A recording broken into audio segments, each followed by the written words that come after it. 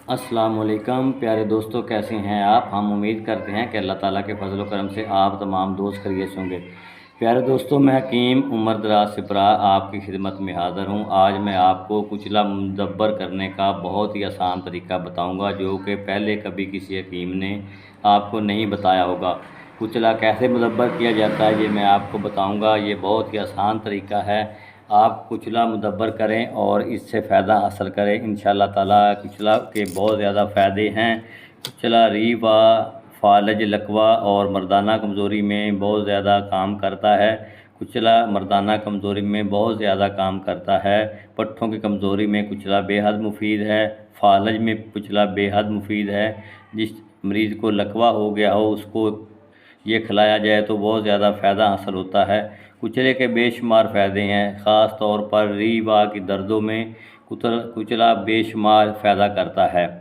तो आप ये नुस्खा बनाएं, इंशाअल्लाह ताला आपको फ़ायदा होगा। तो मेरे जो नए दोस्त आए हैं मेरे चैनल पे, उनसे मेरी गुजारिश है कि मेरे चैनल हकीम उमर दराज सिपरा ऑफिशियल को लाजमी सब्सक्राइब करें और साथ ही बेल आइकन को ज़रूर प्रेस करें, ताकि हर आने वाली नई वीडियो आप तक बआसानी पहुँच सके। कुचला मुजब्बर करने का नुस्खा मैं आपको बताने वाला हूँ, जिस स्क्रीन पर आपको नज़र आ रहा होगा।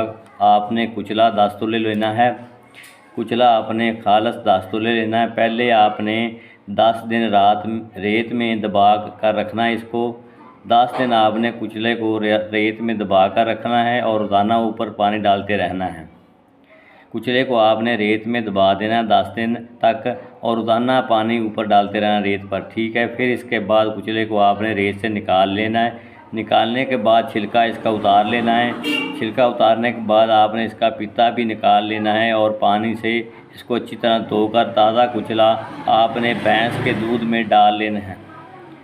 भैंस के दूध में आपने डाल देना है और 4 दिन रोज़ाना दूध बदलते रहना है। पहला दूध आपने डोल देना है, ज़ाया कर देना है। इसके बाद रोज़ाना दूध, ताज़ा दूध आपने डालना है। 4 दिन तक आपने रोज़ाना दूध बदलते रहना है। इसके बाद आपने देसी घी में इसको चर्ब करना है। देसी घी में आपने इसको अच्छी तरह पकाना है। पकाने के बाद आपने छोटा शहद लेना है, छोटा शहद इसमें मिलाना है और चंद चीज़ें आपने इसमें और इजाफ़ा करना है। वो ये है कि दालचीनी आपने 1 तोला लेनी है, लौंग आप 1 तोला लेंगे, जायफल आप 1 तोला लेंगे, जलवतरी आपने 1 तोला लेना है और मुनक्का जो है आपने 15 तोले लेना है, ठीक है। सब चीज़ें मिक्स करके आपने डालकर चने के बराबर आपने गोलियां बना लेनी हैं। इसकी चने के बराबर आपने गोलियां बना लेनी हैं। ये आपका कुचला मुदब्बर जो है ना वो तैयार है, आपका कुचला तैयार है, ठीक है। इसके बाद आपने 1 गोली सुबह 1 गोली शाम दूध के साथ इस्तेमाल, गर्म दूध के साथ आपने 1 गोली सुबह और 1 गोली रात आपने खानी है।